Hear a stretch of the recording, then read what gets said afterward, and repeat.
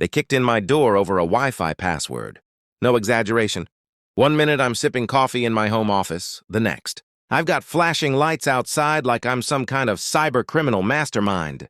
My name is Paul King, systems engineer, introvert, professional mind-your-own-business type. All I wanted that morning was stable internet so I could finish a remote project for work. Instead, my entire neighborhood turned into a circus. It began with a series of random Wi-Fi dropouts. Connection strong, then gone, like someone was yanking the cord every few minutes. After hours of troubleshooting, logs revealed a device constantly reconnecting to my router. The device name wasn't subtle either, Lakeside HOA Network. At first, I thought it must be interference from a neighbor's Wi-Fi. But when I checked the data usage, my jaw hit the table, hundreds of megabytes transferring daily using my network. Someone was siphoning my internet. So I did what any sane person would do. Changed the password and renamed the network to not a free hotspot. 5 minutes later, bang. Bang, bang! A furious fist hammered on my door. On my porch stood Ella Thomas, HOA president, clutching her oversized binder like it was a weapon. Her lips pinched into a fake smile that felt like getting poked with a fork. "Mr. King!" she snapped, voice tight. "What did you do to the community network?" I blinked. "The what?" She stepped closer, invading my personal space. "The security cameras. The HOA cameras stopped working. We lost access to the entire community feed this morning." My stomach twisted. "Wait, what do you mean community feed?" "Every home in Lakeside Grove contributes bandwidth," she said proudly. "It's our safety protocol." I laughed. "You mean you've been using my internet?" "It's in the bylaws," she snapped, flipping through her binder. Section 14B, Cooperative. Infrastructure Maintenance. I skimmed the section. "Ella, this is about sprinklers." "Not Wi-Fi?" Her nostrils flared like an angry bull.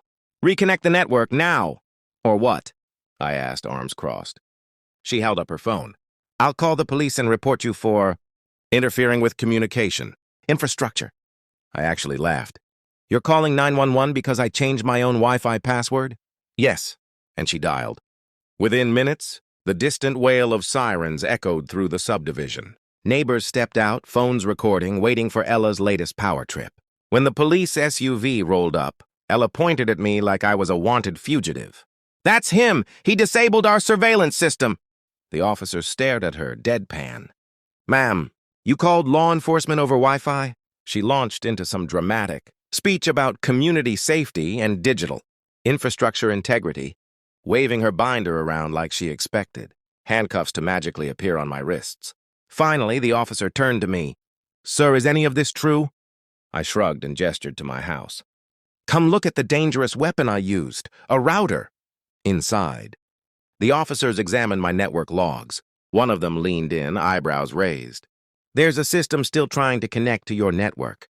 It's labeled Lakeside HOA Main Cam Server." My stomach dropped. So it was the HOA. They were tapping into my router. The older officer straightened, voice suddenly serious.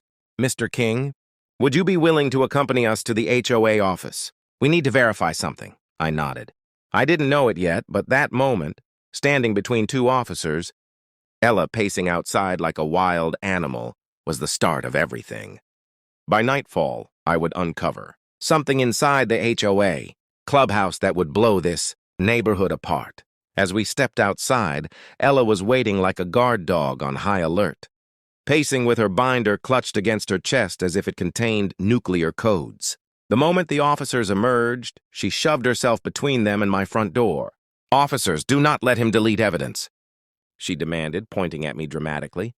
"He's probably destroying data right now." One cop rubbed his temple, already exhausted by her. "Ma'am, we're just verifying network activity." But Ella wasn't letting up. "You don't understand. Without that connection, our neighborhood cameras are down. Thieves could strike any minute." She shrieked loud enough to wake the neighborhood birds. I muttered, "Yeah, heaven forbid someone steals a lawn chair." The younger officer smirked and whispered, "Sir, please don't poke the bear." I wasn't poking, she came pre-poked. Neighbors gathered along the sidewalks like spectators at a free reality show. Phones were out, people whispering, and someone even brought popcorn. Ella straightened her pearl necklace, the universal symbol for I am right and I own this neighborhood, and announced to the crowd, he sabotaged our community infrastructure. I changed my password, I corrected. Big difference. The older officer raised a hand. We're going to verify the source of the activity. Mrs. Thomas, did you or anyone else from the HOA use this man's private Wi-Fi? Ella hesitated. It was small, barely noticeable, but we all saw it. Access, she said slowly, is a strong word. We call it cooperative bandwidth. I nearly choked. You mean stealing? Gasps rippled through the crowd. The cops exchanged a look, then motioned toward the street. We're going to take a look at the HOA office. Ella darted in front of them, spreading her arms like she was blocking the gates of a palace. You cannot just walk into HOA property. This is sovereign territory. The officer blinked. Sovereign what? You need authorization from the board, she demanded. And I am the board. The older cop radioed something calmly, like he'd done this with HOA tyrants before. Less than 30 minutes later, backup arrived with a warrant. The moment Ella saw the paperwork, her composure cracked. This is harassment, she screeched, backing away, but the officers pushed past. The inside of the clubhouse was spotless, too spotless. A coffee station, fake plants, inspirational posters talking about unity. Then we reached a locked door with a sign that read, Authorized personnel only. Ella yelled, You can't go in there! The officer calmly inserted a master key. When the door opened, every hair on my neck stood up. Inside was a surveillance control room. Monitors lined the walls, red indicators blinking. A mess of Ethernet cables sprawled across the floor like veins feeding some monstrous machine. On the screens, private camera feeds, yards, porches, driveways, windows, inside kitchens, living rooms, someone's baby monitor. The younger officer swore under his breath. This is insane, Ella sputtered. It's a safety system. You spy on people inside their homes, I said, voice low. On one monitor, I froze. The feed showed my backyard, my patio table, my laptop.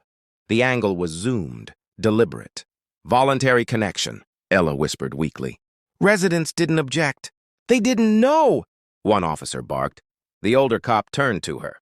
Mrs. Thomas, this is unauthorized surveillance and illegal network intrusion, she sputtered. I was protecting this community. I stared at her, stunned. No, you weren't protecting us.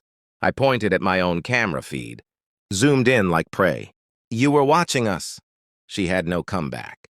For the first time, Ella looked genuinely afraid, not of being caught, but of losing control. Officers started tagging equipment, collecting hard drives, photographing everything. Outside, neighbors were yelling at her. You spied on us? You recorded my kids? You are sick. Ella looked at me over her shoulder, eyes filled with hatred and panic. You think you've won? You embarrassed this neighborhood. They'll turn on you next. The squad car door shut behind her, ending her reign with a solid click. The crowd began clapping, not cheering but relieved. And as the police drove away, I realized something terrifying. If I hadn't changed my Wi-Fi password, we never would have known. The next morning, Lakeside Grove didn't feel like the neighborhood. I moved into, it felt like a crime scene wrapped in gossip and caution tape. News vans lined the street. Neighbors huddled in circles, whispering like they were auditioning for a true crime podcast. When I stepped outside, Sergeant Reeves was already waiting by his cruiser with a man in a jacket that read, County Cybercrime Task Force. Morning, Paul, Reeves said, holding a coffee that looked like it had been through war. We need to talk. The agent introduced himself as Roe, plugged a USB into a laptop in the back of the cruiser, and pulled up a screen full of folders, dozens of them, each labeled by street, address and house number. My blood turned to ice. Ella wasn't just streaming camera feeds, Roe said. She was saving them. Backups, archives, months of footage. He opened one labeled King Residence. My backyard appeared on screen, crisp HD resolution, a timestamp in the corner. Next clip, me at my patio table typing on my laptop. Next clip, zoomed through a window into my kitchen. Every video had been sorted by date, some even tagged with notes. I felt sick. She cataloged people, Roe continued quietly. Patterns, routines, who leaves when, which homes stay empty the longest. Why? I asked, barely able to get my voice out. Power, Reeves muttered. Control. Before I could respond, a familiar shrill voice sliced through the morning air. This is outrageous! I am the victim! We turned to see Ella on the sidewalk, flanked by two lawyers who looked like they billed by the breath. My client will not answer questions, one of them barked. Ella jabbed a finger toward me. He tampered with our network. He's framing me! I stepped forward. Your network? You hijacked my router for your stalker operation. One of the officers pulled out printed logs, connection attempts, admin accounts, camera IDs, all linked to her personal email. Her face went pale. The lawyer tried damage control. Mrs. Thomas acted out of concern, Rowe interrupted. Concern doesn't include zooming cameras into residents. Living rooms. The crowd erupted. Someone yelled, You watched our kids swim! Another shouted, You find me for tomatoes, but you spy on us? It was turning into a public execution. Ella, realizing the tide had turned, switched tactics. Tears. Trembling voice. The classic pity-me defense. I only wanted to keep everyone safe, she said. I sacrificed my time, my peace for this community. Janet, the neighborhood vlog. Lady snapped. We didn't ask you to sacrifice our privacy. Later that afternoon, the officers came to my house to take a formal statement. As I walked them through the router logs, something clicked in my head. I wasn't just a victim, I was the access point. She used my Wi-Fi to hide her digital footprints. The thought made me nauseous. That night I couldn't sleep. I unplugged my smart speaker, taped my webcam, and double-checked my router every hour. Paranoia had officially moved in as a roommate. 2 days later, a formal county inspector knocked on my door. Mr. King, we've seen this in other neighborhoods, he said soberly. HOA surveillance disguised as security, but yours is the worst we've ever seen, the inspector explained. That Ella's system wasn't just spying, it was structured, organized. She had built a full-blown surveillance empire under the mask of safety. And the ugly truth hit me. No one stopped her because everyone feared her. The HOA called an emergency meeting. For the first time since I moved in, people weren't quiet. They were furious. The board dissolved itself within minutes. Then they turned to me. Paul, the new acting president said, voice steady but pleading, we need you to help rebuild this community. You exposed her. I opened my mouth to refuse. But looking around, seeing anxious faces, people who'd been violated, I realized something. I started this by changing a password. Now I had to finish it. Fine, I said. But rule number 1, no shared networks. Ever again. The room erupted in applause. And just like that, the guy who wanted peace and Wi-Fi became the accidental leader of a privacy revolution. I thought the worst was over once the HOA board collapsed and the cameras were seized. But chaos has a way of lingering long after the storm passes. A week later, my phone buzzed with a court notice. Ella was appealing her charges. Appealing. The same woman who turned a neighborhood into her personal surveillance state now wanted sympathy. The courthouse was packed the morning of the hearing. Reporters lined up like vultures waiting for a soundbite. Ella walked in wearing a steel gray power suit. Chin raised, surrounded by a legal dream team. Her new attorney, a tall, polished man with hair slicked back like he'd been dipped in engine oil, addressed the judge with unwarranted confidence. Your Honor, Mrs. Thomas acted with noble intent. She was protecting the community. I nearly laughed out loud. The prosecutor calmly slid a stack of printed emails onto the table. She monitored residents without consent, stored their footage, and routed it through Mr. King's private Wi-Fi to avoid detection. That is not protection. That is digital stalking. The lawyer pivoted to me next. Mr. King, he said with a smile that wasn't a smile. Isn't it true that after discovering this situation, you gave multiple interviews? About privacy, I answered. Not about her. He paced dramatically. And didn't you call my client a suburban tyrant and the HOA equivalent of a dictator? I leaned into the mic. Those were her words from her emails. I read them verbatim. Gasps and murmurs filled the courtroom. The lawyer didn't like that. He called Ella to testify. She walked to the stand with a trembling voice, performing remorse like she was auditioning for a courtroom drama. I never intended to violate anyone's privacy, she whispered. I raised an eyebrow. The prosecutor tapped a key on his laptop, and the court projector displayed a document labeled Private Notes, HOA Watch Log. Dozens of bullet points appeared on the screen. When residents left home, who had delivery packages, and next to my name, Paul King spends too much time on his computer. Possibly suspicious. My stomach twisted. Then came the video clip, the one that showed me, through my bathroom window, walking out of the shower.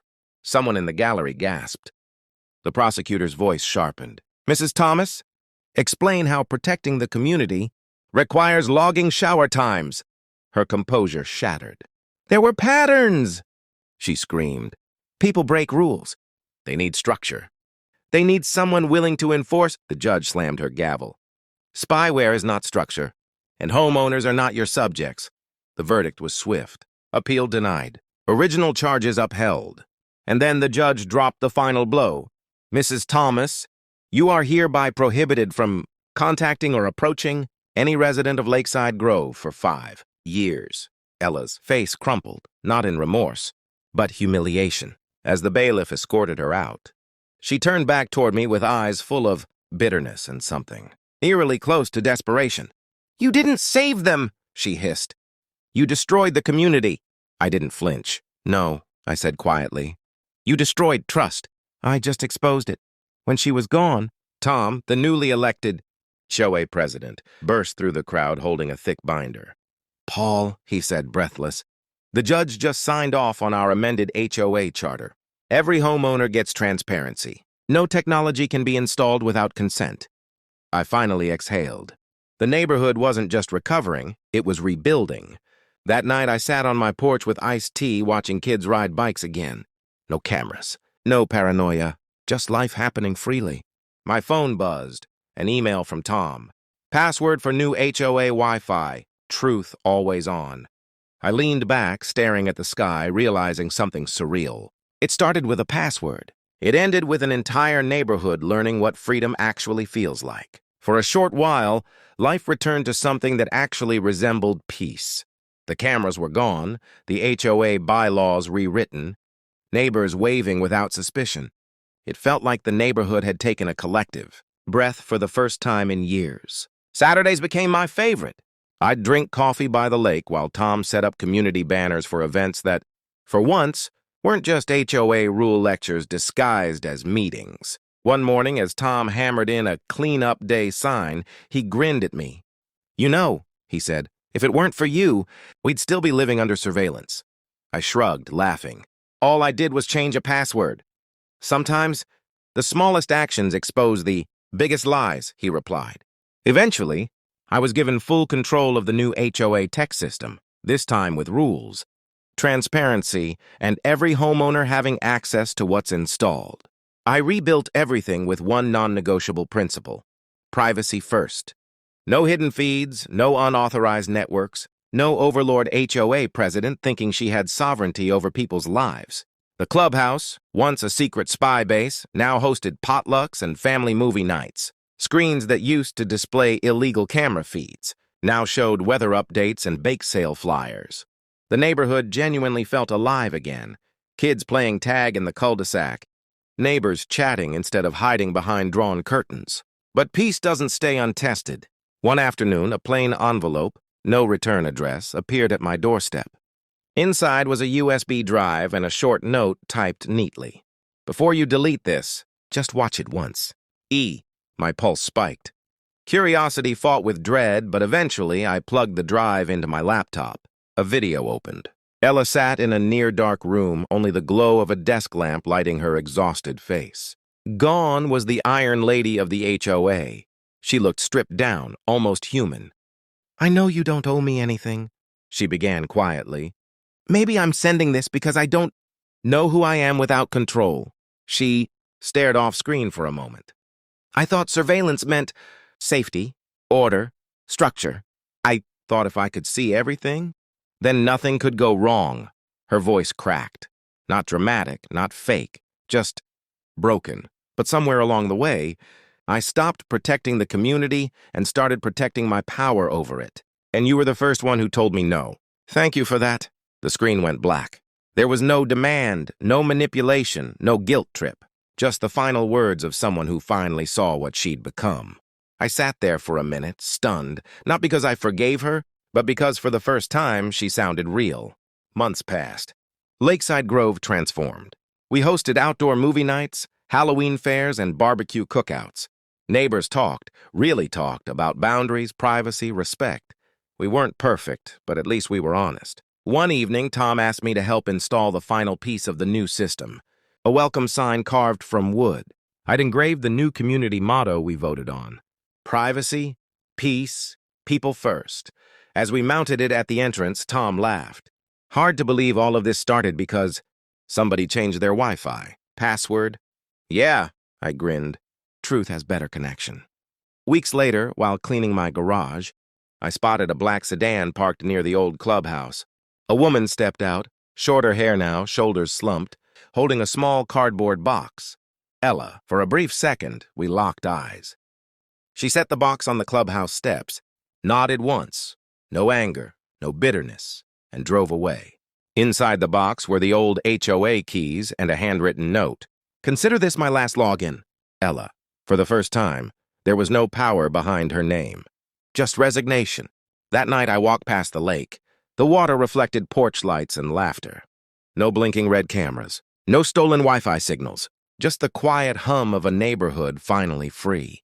I checked my phone one last time. My network read, HOA Spy Free Zone connected. Funny how everything changed because I refused to let someone else take what was mine. Privacy isn't loud. It doesn't demand attention. It just exists quietly until someone tries to steal it. Sometimes all it takes to expose the truth is a new password. By the time the last court hearing ended and the HOA officially adopted the new bylaws, it felt like the entire neighborhood had woken up from a long, strange nightmare. Life gradually settled into something normal, almost peaceful. People watered their lawns without worrying about fines. Kids raced bikes around the cul-de-sac without a single camera tracking their movement, and neighbors waved at each other without suspicion. I finally slept through the night without checking my router logs every hour. Months passed, routines returned, and for the first time since moving here, Lakeside Grove felt like a neighborhood, not a surveillance zone. One evening, the HOA hosted a casual gathering at the clubhouse to celebrate a new beginning. Instead of stale speeches, there were lawn chairs, string lights, lemonade, and laughter that didn't sound forced. Tom raised a plastic cup toward me. "To Paul," he announced. "The guy who saved us from becoming reality TV." I shook my head. "I didn't save anything," I said. "I just refused to let someone else control my Wi-Fi." Everyone laughed, but beneath the humor was truth. Sometimes resistance is as simple as saying no. Days turned into weeks, and the new systems I helped install began to work seamlessly. Transparent access, zero hidden feeds, everything password protected and encrypted. Even the clubhouse felt different. Where servers once hummed, there was now a table, holding community paint supplies, and a bulletin board full of event flyers. One afternoon, Janet, the neighborhood vlogger, asked if I'd help record a short message for our new HOA YouTube channel. "Just something inspiring," she said. So I stood in front of the clubhouse, hands in pockets, and spoke from the heart.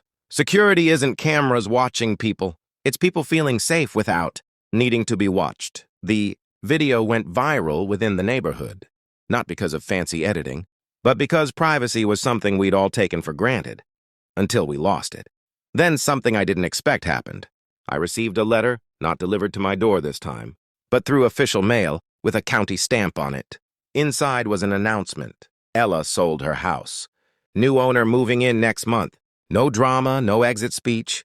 She vanished as quietly as she once tried to control us. For weeks, we joked that she moved somewhere with no Wi-Fi at all.